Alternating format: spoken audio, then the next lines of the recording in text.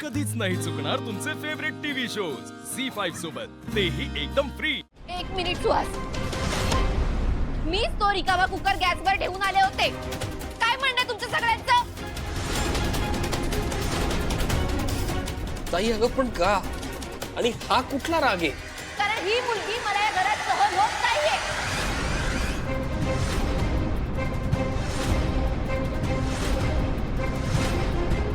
माझा भाऊ हिच्यावर प्रेम करायला लागला, या घरातल्या सगळ्यांनी हिला ऍक्सेप्ट केलं। मला वाटत होतं आई तुझं काहीतरी वेगळं मत असेल, तू हिला कधीच ऍक्सेप्ट करणार नाही, पण नाही, तुझं पण मत बदललं। अगं हिच्यामुळे देसाईंची इज्जत धुळीला मिळते, कसं कळत नाहीये तुला? कीर्ती,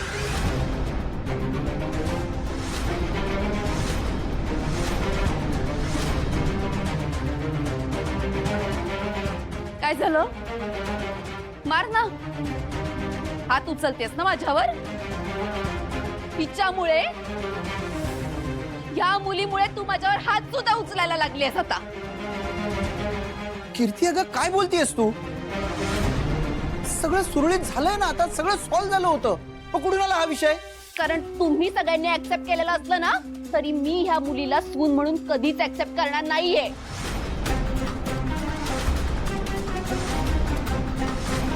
ही मुलगी मला या घरात सहन होत नाहीये, हिची लायकी आहे का?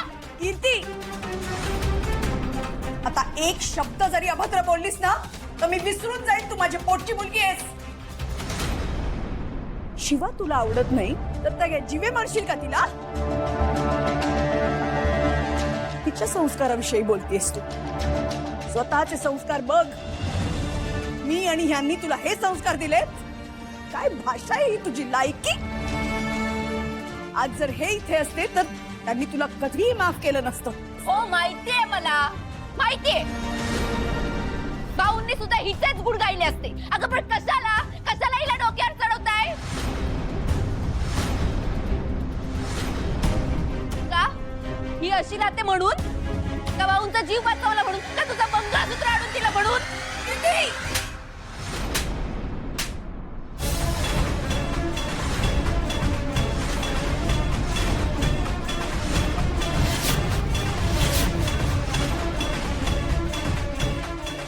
नाही आवडत ना तुला शिवा? नाही बघवत आहे ना? मग एक काम कर, तू या घरातून निघून जा।